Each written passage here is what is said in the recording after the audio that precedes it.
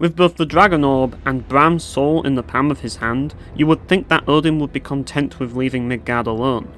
This is not the case, however, as the Sovereign's right used to separate Silmeria from Alicia was a forbidden magic that only gods were permitted to use. Now that humans have gained the knowledge on how to perform the Sovereign's right, Odin feels that it is necessary to destroy Midgard and dispose of humanity before they become a greater threat, threatening to slay any Einherjar who oppose him in the process. In the first Valkyrie profile, the deterioration of Midgard which led to the poor state of the world was caused by the fact that the Dragon Orb was no longer on Midgard. It is likely that the Dragon Orb provided sustenance to the world, and without it, a great famine would be brought about that would cause devastation. The people of Coriander began selling their children into slavery, likely to afford the rising prices of food.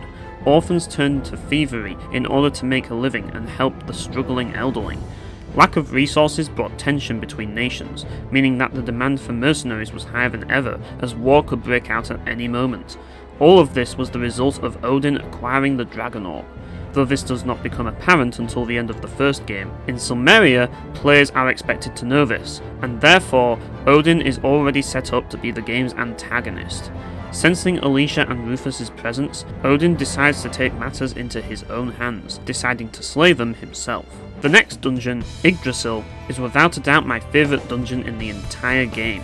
Unlike the Ravine Caverns, it isn't an ordeal to get through, but at the same time it isn't a total cakewalk, as Yggdrasil makes full use of the game's photon system, offering some somewhat tricky platforming to mix things up. The whole dungeon feels like a really satisfying excursion that showcases every single aspect of Valkyrie Profile 2's phenomenal design at its best.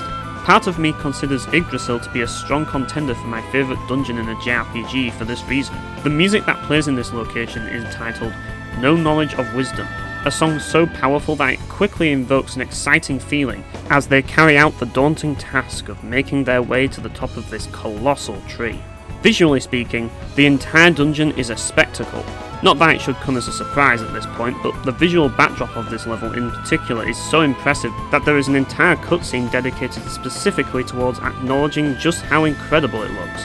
So much so that it serves as the perfect opportunity for Alicia and Rufus to reflect on their entire journey up to this point, using the wondrous landscape surrounding them to show just how far they've come throughout their journey, reminding players yet again that they have accomplished feats that no mortal could ever hope to achieve.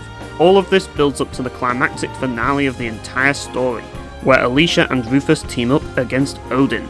Those who played Valkyrie Profile 1 will relish in the sensation of finally being able to settle the score for all of the terror he has brought to Midgard in the first game. This is the man who tricked the player into doing his dirty work, only to find out that you were working for a scumbag who views humans as nothing more than farm animals. You are finally challenging the Lord of the Gods in what would have been the game's final confrontation in the game's original timeline.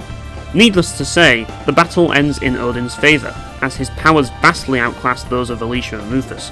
Though interestingly enough, you can actually win the first battle if you are strong enough. The result is always the same regardless of whether or not you are victorious, as Alicia and Rufus get the ultimate reality check in the form of a serious beating. Rufus tells Alicia to run away, but Alicia refuses to budge, refusing to abandon the dying Rufus.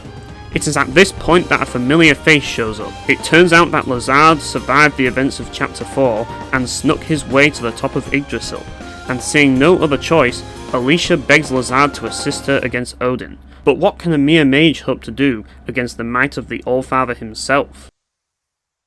Though I doubt I'll be much of a match for him.